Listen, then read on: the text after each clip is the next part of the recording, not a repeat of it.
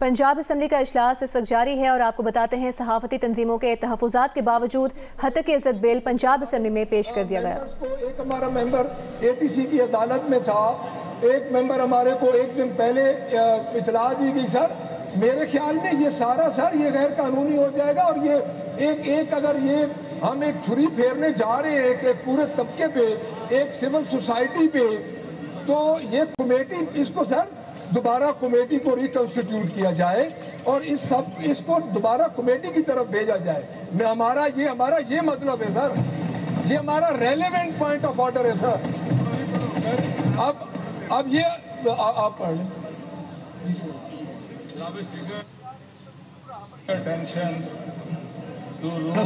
Rana Sahab, the floor is with leader of the opposition.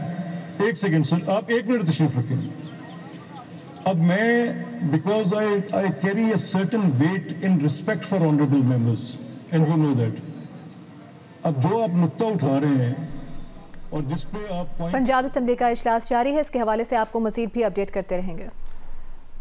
वज़ीर आज़म शहबाज शरीफ आज इस्लामाबाद में ईरानी सफारत खाने गए और ईरानी सफ़ीर से ईरानी सदर इब्राहीम रईसी की शहादत पर इजहार ताज़ियत किया।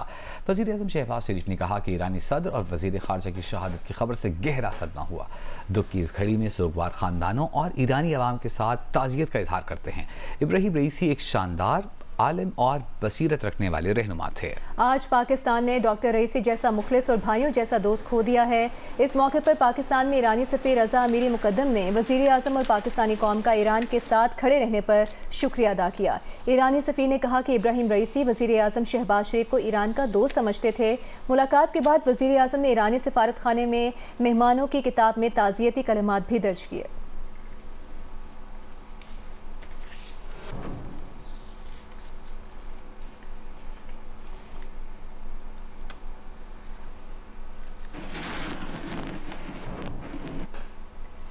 आगे बढ़ते हैं, आपको बताते हैं वज़ारत दिफा के नुमाइंदे ने इस्लामाबाद हाई कोर्ट में बयान दिया है कि मग़वी शायर अहमद फरहाद ISI के पास नहीं है। अहमद फरहाद अगवा केस की समाअत के दौरान वज़ारत दिफा के नुमाइंदे ने कहा कि ISI पर इल्ज़ाम है, मगर वो इस इल्ज़ाम की तरदीद कर रहे हैं, जिस पर अदालत ने सेक्रेटरी दिफा और सेक्रेटरी दाखिला को कल तलब कर लिया है। जस्टिस मोहसिन अख्तर कियानी ने कहा कि मामला ISI और MI के दायरे इख्तियार से बाहर निकल गया है। जब वो जजमेंट देंगे तो ये मामला अगवा से कहीं और निकल जाएगा।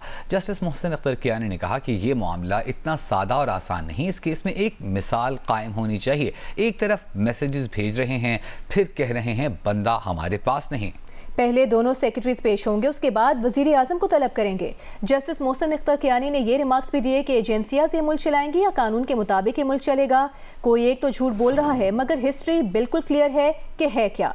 अगवा शहरी को कानून नाफिज करने वाले इदारे बाजियाब नहीं करा सके। जस्टिस मोहसिन अख्तर कियानी ने यह भी कहा कि क्या सेक्टर कमांडर चांद पर रहता है, क्या हैसियत है उसकी। सेक्टर कमांडर एक ग्रेड 18 का मुलाजिम होगा। इनको इनकी औकात में रहने दें, इनके ताबे मत हों, मुल्क इनके बगैर भी चलेगा। अदालत ने तफ्तीशी अफसर को कल सेक्टर कमांडर का बयान लेकर पेश करने की हिदायत भी कर दी।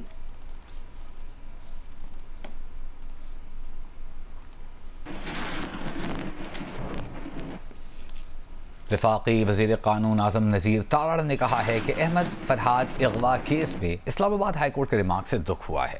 इस्लामाबाद में न्यूज़ कॉन्फ्रेंस के दौरान वफाकी वज़ीर कानून आज़म नज़ीर तारड़ ने कहा कि ये एक संजीदा केस है, संजीदगी से ही आगे बढ़ाया जाए। अच्छा हो कि ऐसी बातें करने की बजाय सिर्फ तहरीरी हुक्म जारी किया जाए। ये कहना मुनासिब नहीं कि सेक्रेटरीज आ जाएं, तसल्ली ना हुई तो वज़ीर आज़म को बुलाएंगे। ये अमल पार्लिमान और उस आने वाली काबीना के आईनी किरदार को नुकसान पहुँचाने के मुतरादिफ है।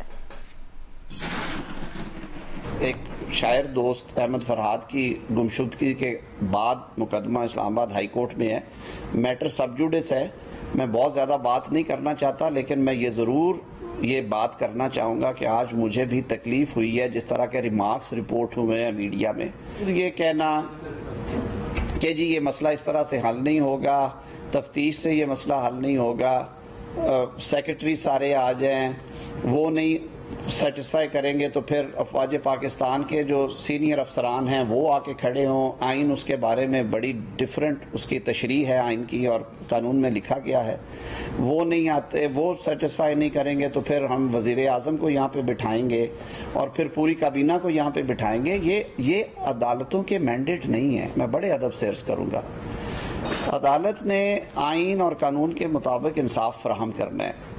یہ سب جوڈس میٹر ہے. کیا ہی اچھا ہو کہ جو بھی حکم ہو وہ عدالتی آرڈر کے ذریعے پاس کر دیا جائے, اور یہ جو طریقہ ہے کہ ایک سنسنی خیز جو خبریں ہیں وہ باہر نکلیں اور زیادہ بے چینی پھیلے, یہ غیر مناسب رہا ہے ہمیشہ. یہ بلا شبہ ایک سنجیدہ مقدمہ ہے, لیکن اس مقدمے کو بھی پھر سنجیدگی کے ساتھ آگے بڑھنا چاہیے. یہ باتیں کہ جی کابینہ کا اجلاس یہاں پہ ہوگا پھر اور انہیں بٹھا کے کروایا جائے گا, میں سمجھتا ہوں کہ یہ پارلیمان کو اور پارلیمان میں سے نکلی ہوئی کابینہ کو اس کا جو آئینی کردار ہے اس کو انڈرمائن کرنے کے مترادف ہوتا ہے. آئی ایم شیور کہ یہ جوڈیشل آرڈر نہیں ہوگا, کہ یہ تو ٹائم ہے ہیل کرنے کا, یہ ٹائم ہے ساروں کو اکٹھے بیٹھ کے اس ملک کو آگے لے جانے کا. پاکستان ہے تو ہم سب ہیں. دی ہیگ کی عالمی عدالت انصاف میں غزہ میں جنگی جرائم کے پروسیکیوٹر نے اسرائیلی وزیر اعظم کی وارنٹ گرفتاری جاری کرنے کی درخواست کر دی ہے.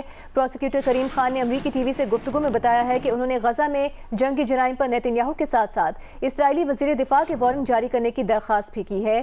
7 اکتوبر کے حملوں پر حماس رہنماؤں کے وارنٹ جاری کرنے کی درخواست بھی کی گئی ہے.